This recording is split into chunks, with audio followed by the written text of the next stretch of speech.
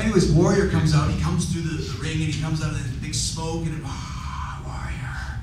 And then he just launches into this promo, literally for about half an hour.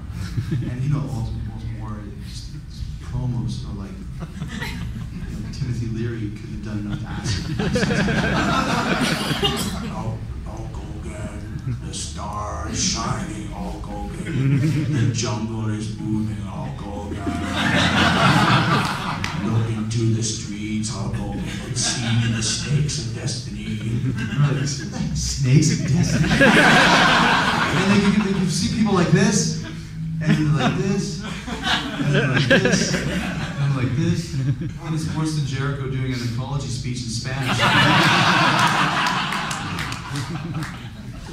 So in the course of this 25 minutes, he went from the biggest name and the most anticipated return to get this guy off to now, and that was the end of it. He was done. That was it.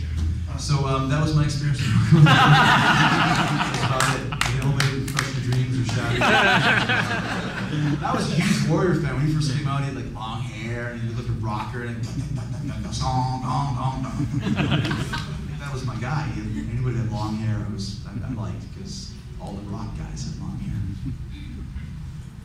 How you doing tonight, Chris? Hey man, how you doing? Great Warrior story, by the way. Great what now? Great Warrior story. Oh, thanks. Yeah, I've heard about it. So, yeah, because I'm also a local worker down here. I'm originally from the South. So you're one of the few people that I actually mark out for. Yeah. As you should. Yeah. Bad with all of that. But I'm only about 6'1", 220, and I've been in the ring with some big guys. And I've been in the ring with a lot of guys that you've been in the ring with. So I was just wondering, what was it like for you to be a smaller guy in WWE in the land of giants? Yeah, I'm 5'11", 220 for a while, 215 around there. But I think we had maybe 225 at one point. But I mean, I learned early on, man, that I was never going to be the biggest guy, and there's nothing I could do to change that. There's no miracle pill that I could take that was going to make me grow to 6'8". You know, it just wasn't going to happen. It wasn't in the cards. So I mean, how am I going to start? And this is why, when I first wanted to be a wrestler, I had no idea how I was going to do it. How am I going to do this? I'm just going to do it, but I don't really know how. You know, I'd like to build a church someday too. I just don't know how to do it. Hopefully, someone will teach me and I can pick it up. So I actually built this church. But it was just one of those things, what can I do to think outside of the box? You know, I have to be, I'm not the big guy. This is 1990 when it was all about big guys, 6'8", 300 pounds, and all those dudes. So I have to work on my personality. I'll never be the biggest guy in the show, but I could be the biggest personality, the biggest character, put on the best show. So even my first my first match I ever had against Lance Storm in Ponoka, Alberta, the Ponoka Moose Hall, which was about 10 minutes down the street from the Ponoka Mental Hospital. The fact that I started my wrestling career.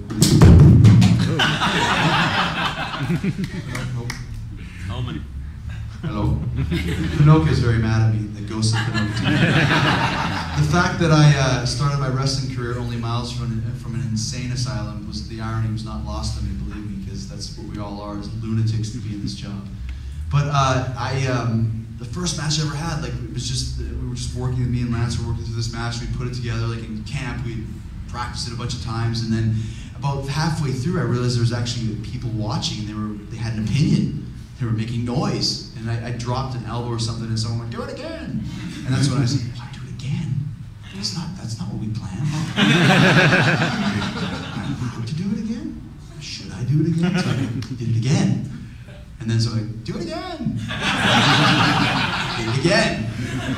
65 times later, but I mean that's when I realized that and then I start working the crowd and I'm clapping, I'm cheering, and you want it, kid? You got it, baby. I'll do one more just for you.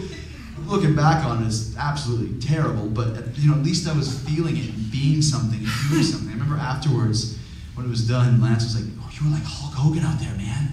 It was probably 67 people, maybe, but that night it was like, wow, I can actually do something. So I started working on that aspect of it, because, like I said, what I didn't have in physical size, I had in mental size, and entertainment size. So that's the best advice I can give you. I remember I asked Coco Beware. I would only talk to the wrestlers I could look eye to eye to. I was scared of the tall guys, and that was at the time Coco Beware, Shawn Michaels, Marty Jannetty. That was about it.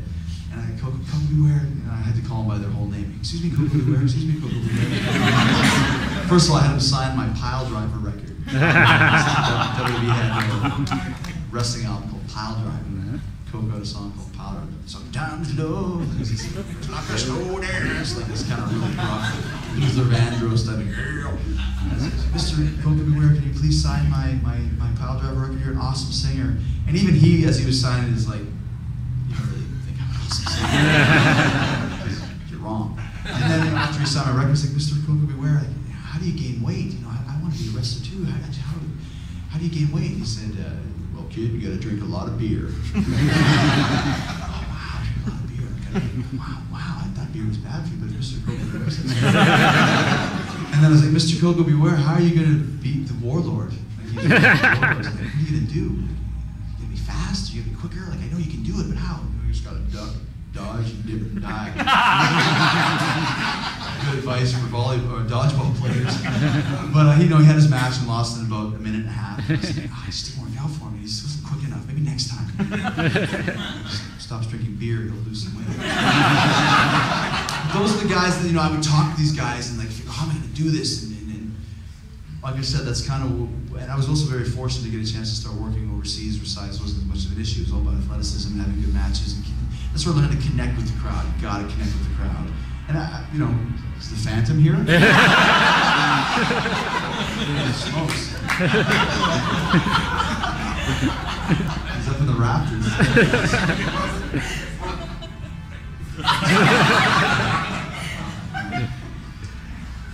Maybe shut that door. He didn't like my beer story.